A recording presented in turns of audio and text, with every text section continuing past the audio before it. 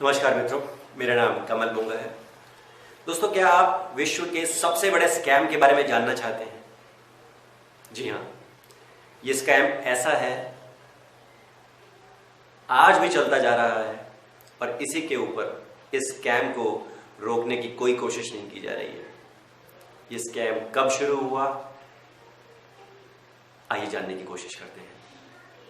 सन 1913 1913 यानी कि आज से 103 साल पहले एक फेडरल रिजर्व की स्थापना की गई। ये फेडरल रिजर्व क्या है? ये फेडरल रिजर्व डॉलर छापने का जिसके पास अधिकार है वो है। फेडरल रिजर्व को ओन कौन करता है, कंट्रोल कौन करता है? कुछ फाइनेंशियल एलीट्स हैं, कुछ धनी लोग हैं, उनके कार्टेल्स, उन्होंने एक कार्टेल बना रखा है और डॉलर छापने का काम उनके पास है। और सबसे हैरानी की बात, इस फेडरल रिजर्व के ऊपर यूएस सरकार का कोई नियंत्रण नहीं है। ये एक इंडिपेंडेंट एजेंसी है। दोस्तों, ये मैं नहीं कह रहा हूं, ये फेडरल रिजर्व के जो चेयरमैन हैं वो खुद इस चीज को वहां के सुप्रीम कोर्ट के सामने कह चुके हैं। आप फेडरल रिजर्व के अकाउंट्स को ऑडिट भी नहीं कर सकते। जो वहां का पैसा है किसके पास जाता है, किसको लोन के रूप में दिया जाता है, इसकी जानकारी भी वो किसी को नहीं दे सकते, क्योंकि वहां का लॉ बना हुआ है। तो जब तक ऐसा चलता रहेगा तब तक आप और मैं गुलाम ही रहेंगे। अब आप और मैं गुलाम कैसे रहेंगे भाई? आप इंग्लैंड घूमने जाते हो, आप यूएस घूमने जाते हो, आप चाइना जाते हो, आप बैंकॉक जाते हो, आप कनाडा जाते हो, कहीं पर भी जाते हो, आज आपको क्या देना पड़ता है? Dollar, US dollar. हमारे देश में, पूरे वर्ल्ड में पेट्रोल की पेमेंट डॉलर में की जाती है। अरे भैया, ये छापने वाले कुछ लोग हैं गिनती के, यही लोग पूरे वर्ल्ड को कंट्रोल कर रहे हैं। ऐसा मैं नहीं कह रहा, फेडरल रिजर्व के चेयरमैन खुद कह रहे हैं। और हम लोग बड़े आराम से $1 के बदले में अपने 68 रुपल्ली उनको देते जा रहे हैं। मतलब 68 गुना हम ये फ्रॉड को अपनी आंखें खोल के सहते जा रहे हैं। और हमें लगता है कि डॉलर जो है वर्ल्ड की रिजर्व करेंसी है, वो यूएस गवर्नमेंट की एकाधिकार में है। ऐसा कुछ नहीं दोस्तों, हमें इस नींद से जागना होगा। रशिया और चाइना ने इस बात को समझ लिया है, इसलिए इन दोनों कंट्रीज ने मिलकर ये एग्रीमेंट कर लिया है कि जो चाइना की करेंसी है युआन और जो रशिया की कंट्री है रूबल, वो एक दूसरे की करेंसी में एक दूसरे को पेमेंट करेंगे, ताकि उनको डॉलर में पेमेंट ना करनी पड़े, ताकि डॉलर का जो स्टेटस है, जो धोखे वाला जो स्टेटस है, ये खत्म हो और ये जो उनकी मोनोपोली और जो धोखा है ये पूरे वर्ल्ड के सामने आए। इसीलिए शायद अमेरिकन सरकार की, मैं अमेरिकन लोगों की बात तो नहीं करूँगा क्योंकि वो भी इनसे बहुत परेशान है। अब आप बोलोगे कि उन लोगों को क्या पता है? अधिकतर अमेरिका में रहने वाले लोगों को इस बात का आभास ही नहीं है, लेकिन जिनको हो चुका है वो उनके खिलाफ एंड द फेड मूवमेंट चालू कर चुके हैं। और ये ऐसा नहीं है कि सिर्फ यूएस में हुआ है, जर्मनी में भी लोगों ने फेड के खिलाफ बोलना शुरू कर दिया है। ऐसा फिर मैं नहीं कह रहा हूं, आगे आने वाली वीडियोस में आप देखेंगे और खुद डिसाइड करना कि Many economists refer to it as the biggest robbery ever enacted on the American people.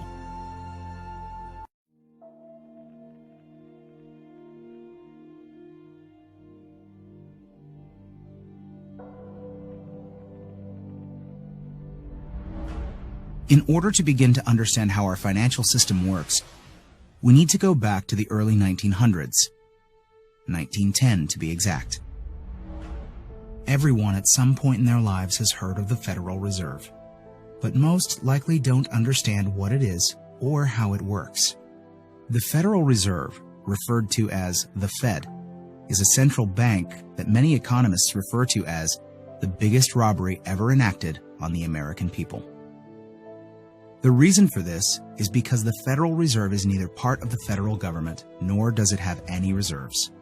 Yet, this single organization controls the money supply of the most powerful country in the world. The Fed is very diligent in hiding the fact that they are not part of the government. The last thing they want the American people to fully understand is that our government does not control our own money. In order to achieve this, they were very clever and decided to call their institution the Federal Reserve. And by labeling themselves this way, the general public never thought twice about who was in control of the country's money supply. If the Federal Reserve is not part of the government, then who controls this private organization, and how did this come to be? The answer to this question is what changed the course of our country forever. In November of 1910, a secret meeting took place of 6 bankers and economic policymakers who represented the financial elite of the Western world. It was hosted at the J.P. Morgan estate on Jekyll Island in Georgia.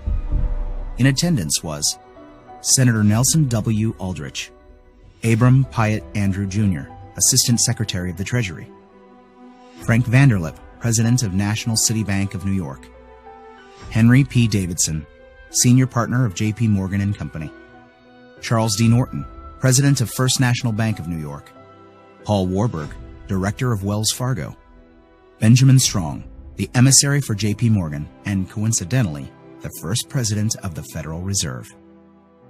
Years later, Frank Vanderlip referred to this meeting as the actual conception of what eventually became the Federal Reserve System. This meeting was so secret at the time that not even the names of those who attended were mentioned to the servants who lived and worked on the island. The men who attended came on a late-night train, claiming to be on their way to a hunting expedition, but instead, these bankers met with Senator Nelson Aldrich to draft what would eventually become the Federal Reserve Act. This private meeting, attended by some of the most powerful men in America, was strategically designed to take control of our country's money supply and to achieve ultimate power in America. Meyer Amschad Rothschild, one of the most powerful European bankers of his time, stated it best when he said, "Permit me to issue and control the money of the nation, and I care not who makes its laws." On December 23, 1913, 2 days before Christmas, when most people in Congress were home with their families, the Federal Reserve Act was signed into law by President Woodrow Wilson. That single act, however small it may seem, transferred the control of our monetary system from our government into the hands of some of the wealthiest men in our country. Putting into law the Federal Reserve Act gave unlimited power to a few wealthy banking institutions in America. The Fed has the power to issue currency, manipulate interest rates, and run secret bailouts. Yet Congress and the President are not allowed full oversight over this powerful organization. The Federal Reserve enjoys a monopoly over the creation of our nation's money and credit, but for 100 years, they have never been completely transparent and accountable about it. And we don't have to look back too far from today to see what it looks like in real life. When testifying before Congress in 2009, Fed Chairman Ben Bernanke refused to disclose which institutions received trillions of dollars in these bailouts and loans, or give our representatives details about what deals were being made. So my question to you is, will you tell the American people to whom you lent $2.2 trillion of their dollars? Will you tell us who got that money and what the terms are of those agreements? Hundreds and hundreds of banks, any bank or that has access to the U.S. Federal Reserve's discount. Will you tell us who they are? No. In an interview with Treasury Secretary Timothy Geithner, he makes the stunning assertion that conducting a full audit of the Federal Reserve, something never before done in its 100-year history, is a line that we don't want to cross. To be denied full transparency of these transactions after U.S. taxpayers contributed over $16 trillion to these bailouts and loans is unthinkable and unconstitutional. It is our right as American citizens to know where our money is being spent. It's very ironic that if you don't give the IRS full transparency with your finances, you go to jail. But if you're a private organization of elite bankers that controls the money supply of a country, you're free to do as you please without full oversight. This private organization is arrogant in the fact that the same accounting laws that apply to the rest of America do not apply to them. There is no other agency of government which can overrule actions that we take. Their control appears to be unlimited, and 2008 is the most recent example of how much power the Fed actually has on our country. Many of us were told in private conversations that if we voted against this bill on Monday, that the sky would fall, the market would drop 2,000 or 3,000 points the first day, another couple thousand the second day, and a few members were even told that there would be martial law in America if we voted no. That's what I call fear-mongering. The elite banking institutions took trillions of dollars worth of risk, and when they lost their bets, they threatened politicians to use taxpayer money to bail them out, or else we would face an Armageddon type of scenario. This historic change of power in America is again why many economists refer to it as the biggest robbery ever enacted on the American people.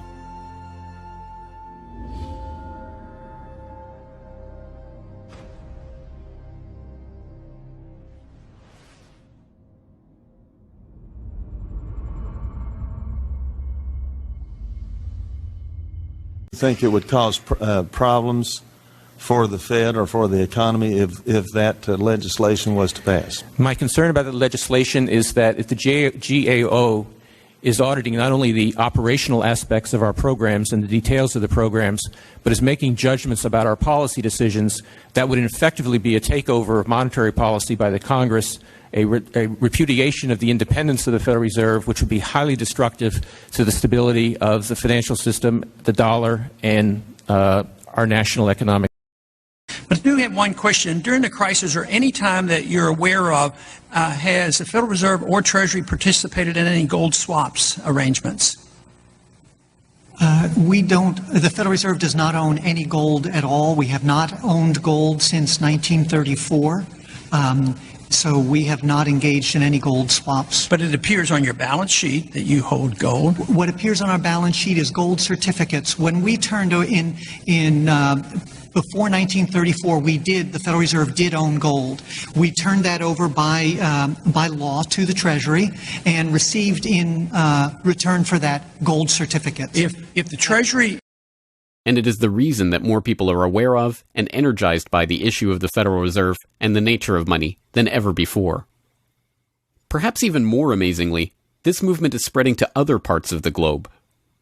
Recognizing the interlocking nature of the modern global economy and the international nature of the banking oligarchy, movements to abolish the Federal Reserve have sprung up in Europe, where protests against the cartelized central banking system are taking place in over 100 cities, attracting 20,000 people on a weekly basis. I started this movement because I realized that the Federal Reserve Act, in my opinion, is one of the most worst laws in the whole world. So a private banking company is lending America the money, and in my opinion, America is not any more democratic. The Federal Reserve tells the government what to do, and that's a problem. It's a very big problem, especially in the U.S. Why is it a global issue, and why are people doing it here in Germany? Because when you realize that this finance system, it's a global system, you have to go to the really beginning of the system. And in my opinion, it's also the World Bank and the International Fund of Currencies and stuff like this. But at the beginning of all this is a law from 1913. Woodrow Wilson signed it. And this is the beginning of all this hardcore capitalism we are suffering right now from. And the only way to stop this is maybe to break this law. But what if the burgeoning movement to end the Fed... End the Fed! End the Fed! End the Fed! End the Fed! End the Fed! It's not even real paper! What the hell? We need some hands here! End the Fed! End the Fed! End the Fed!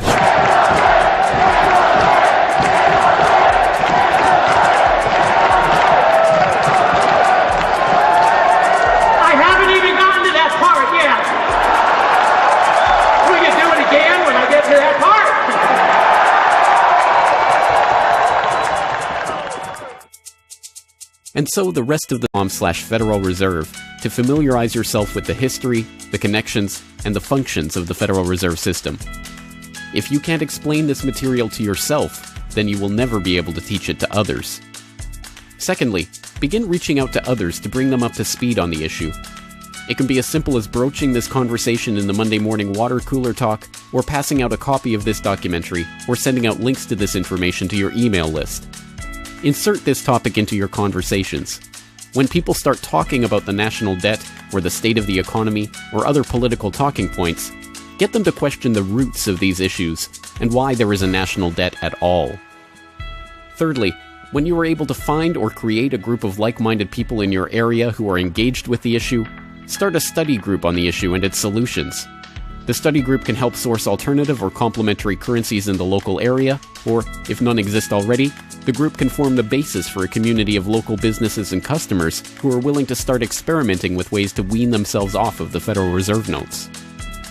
Fourthly, use the resources at corbettreport.com, including the Federal Reserve information flyer, or hold DVD screenings to attract interest in your group and draw others into studying the true nature of the monetary system.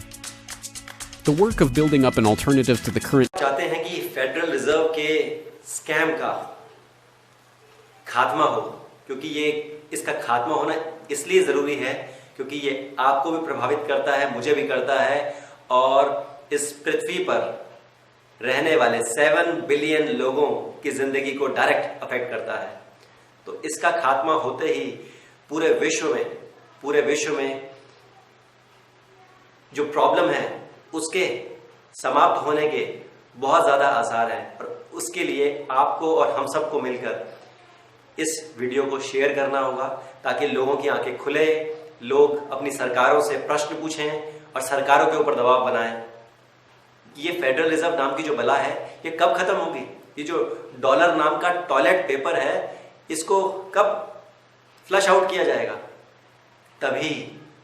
तभी जैसे Russia और China अपने आप को मजबूत बना रहे हैं, पूरा वर्ल्ड मजबूत बनेगा।